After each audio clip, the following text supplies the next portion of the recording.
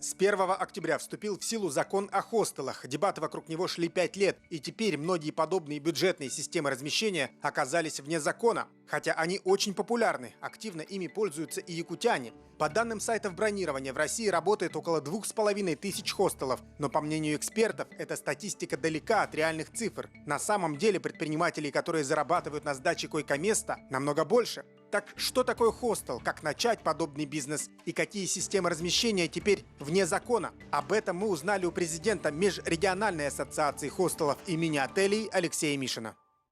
Алексей, здравствуйте. Ну и первый у меня вопрос. Что же такое хостел?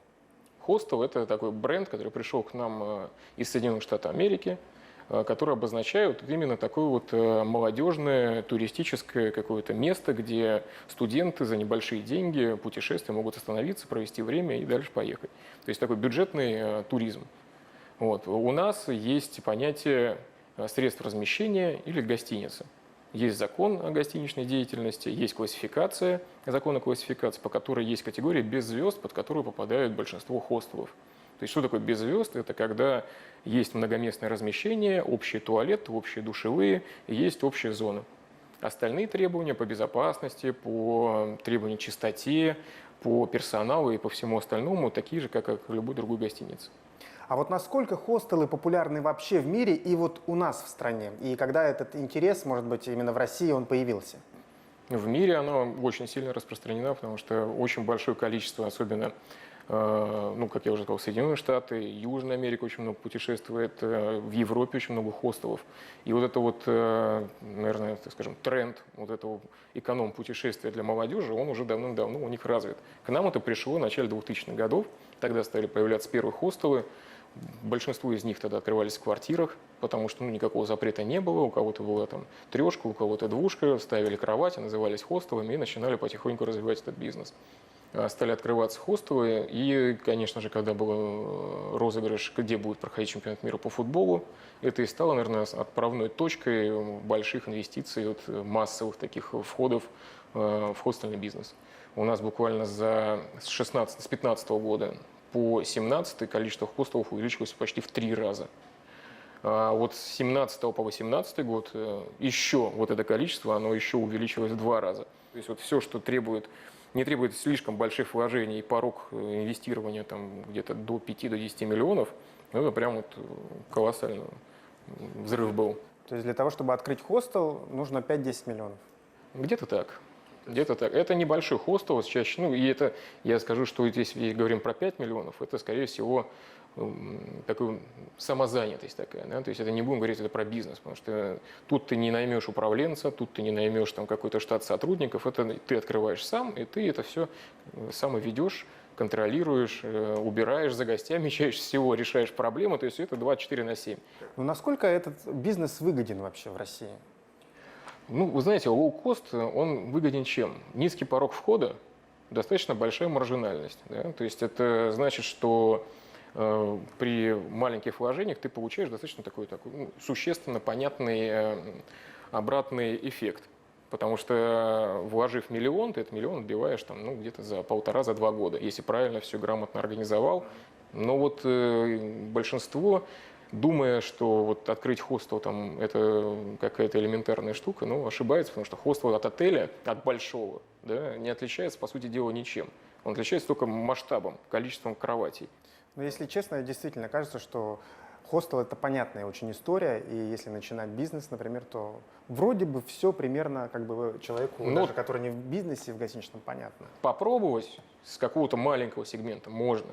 И раньше это было проще, потому что была возможность сделать квартиру в виде хостела. Да? И очень многие ребята, которые сейчас на слуху, открывали кучу хостелов по квартирам.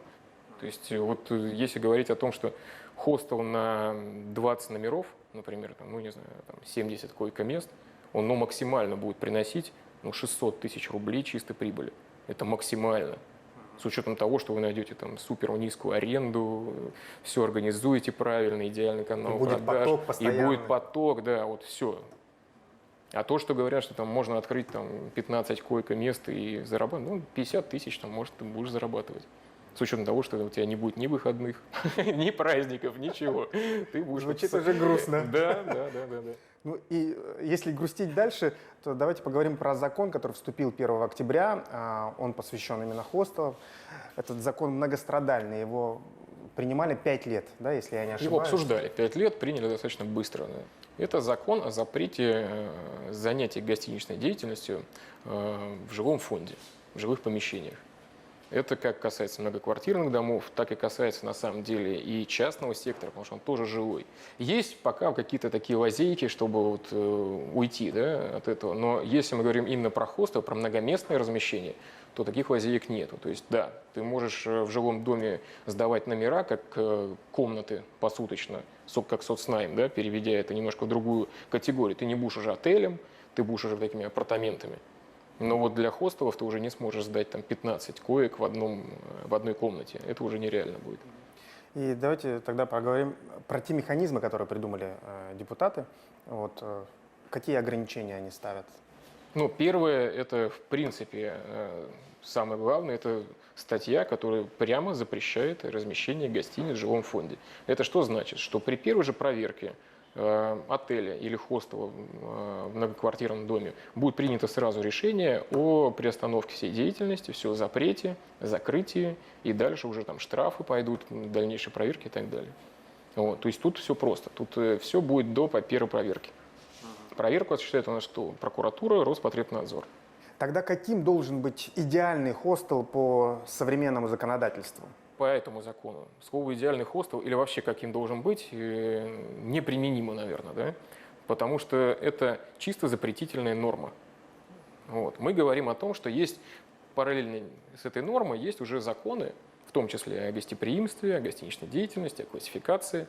Поэтому вот идеально это значит земля гостиничного назначения, нежилое здание, отдельный вход. Желательно вообще, чтобы оно было построено с нуля по всем нормам и требованиям. Да? Все материалы, которые используются, они проходят сертификацию Пожнадзора по горючести. Вот. Это все, что требуется к классификации, там, от крючков до расположения там, туалетов и так далее. Ну, то есть, на самом деле, если подходить серьезно к этому вопросу, это бизнес, который требует действительно очень-очень досконально четкого подхода к разработке вообще каждого проекта. Ну вот, а что тогда делать, если вот я хостельер, у меня есть приличный хостел, и он находится в многоквартирном доме, это бывшая квартира. После принятия этого закона что мне делать? Рекомендую всем, кто сейчас в квартирах, все-таки задуматься о том, чтобы найти альтернативу все-таки в нежилом фонде, да, и найти инвесторов, там, сгруппироваться. Да, ну или перевести квартиру в нежилой фонд. Квартиру в нежилой фонд перевести можно, если она находится на первом этаже, если под вами нет жилья, если она находится на втором. Вход, получается. Да, если она находится на втором, но под вами, опять же, не жилье. Во-первых, это надо там, согласие всех собственников подъезда собрать или дома. Вот. Плюс отдельный вход нужно будет, да, согласовать каким-то образом. И там очень большой список документов. То есть это не так просто. Я вообще за то, чтобы запрещать что-то плохое.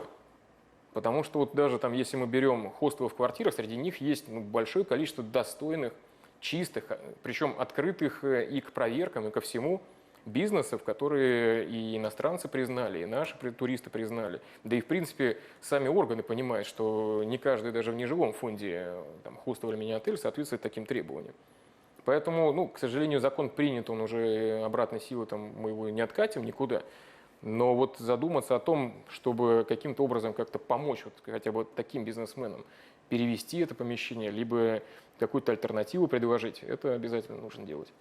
Если возвращаться на 5 лет назад, почему все-таки взялись так за хостелы? Да, наверное, очень много было проблем тоже с ними связанных и каких-то неприятных историй.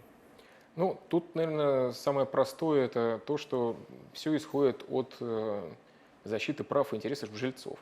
Вот когда вы покупаете квартиру, или получаете, или переезжаете, или снимаете даже в аренду, вот вы в любом случае не подразумеваете, что с вами будет рядом находиться гостиница, прямо на личной клетке. И будет каждый день не просто сосед Вася, или даже который раз в полгода будут меняться Вася, Петя, а будет каждый день прям поток людей, которые не контролируются. Гостиницы или мини-отели, они несут ответственность за то, что они вышли из их двери. А что дальше происходит? Кто несет ответственность? Никто. Это большая проблема с точки зрения безопасности и комфорта жильцов. Но если говорить про репутацию хостела, наверное, подпортили истории очень с общежитиями гастарбайтеров. Все-таки вот почему-то хостел и общежитие вот гастарбайтерское, люди думают, что это одно и то же. А это потому, что владельцы общежитий, нарушая всякие там этикет и обычаи делового оборота и вообще, в принципе, наверное, законодательство отчасти, я не говорю про всех прям, да, ну, есть такие индивиды, называют свои общежития хостелами, потому что это для продажи своих услуг выгоднее, потому что что такое хост? Хост – это безопасно, хостел – это уютно, хостел – это чисто, хостел – это комфортно. А общежитие – это совершенно другое. Это, извините меня, во-первых, это даже правовой статус у общежития немножко другой, да? Потому что хостел – это средство размещения краткосрочного. То есть это 1, 2, 3, 4 дня. Да? А общежитие – это долгосрок. Это люди, кто приезжают на месяц, на 2, на 3. Это какие-то рабочие, которые посменно, у них есть этапы какие-то, которые они проживают. И вот, к сожалению, такой подход владельцев общежитий портит просто-напросто в принципе название хостел. Просто хостел такое слово нарицательное, к сожалению, стало, и, скорее всего, несет даже больше негатива, чем какого-то позитива с точки зрения туризма. Вроде как какой-то бордель, ночлежка и притон. Но это не так. Ну, это вот вообще не так. То есть и сама идея хостела, она не в этом. Она, наоборот, в том, чтобы создавать атмосферу. То есть и задача хостельера, да, создать такую атмосферу. То есть нести ответственность за то, какие гости к тебе приезжают, как ты с ними работаешь, как ты выстраиваешь вообще взаимоотношения между гостями внутри, чтобы не было ни скандалов, ничего, а наоборот, была дружественная такая атмосфера путешествия какого-то. Да? И с учетом принятого закона повышается инвестиционная привлекательность для открытия других хостелов в нежилых помещениях, потому что, во-первых, высвобождается какая-то часть рынка, потому что закрывается где-то процентов, наверное, 30. То есть, если хотите открыть хостел, делайте это сейчас. По сути, да. Делайте это сейчас качественно, правильно, Соблюдая все требования, чтобы вот дальше вам потом не пришлось жалеть о том, что вы вложились якобы не туда. Это хороший бизнес, сложный, но интересный, хороший бизнес. Кто готов работать с гостями напрямую, готов работать каждый день, понимать, что это сфера гостеприимства. Вот тут самое главное слово – это гостеприимство. То есть это бизнес не про деньги в таком чистом виде. Бизнес про то, какую ты эмоцию даришь к гостю. И с какой эмоцией этот гость уедет от тебя. Вот и все. Спасибо, Алексей, за приятную беседу. Спасибо, Максим.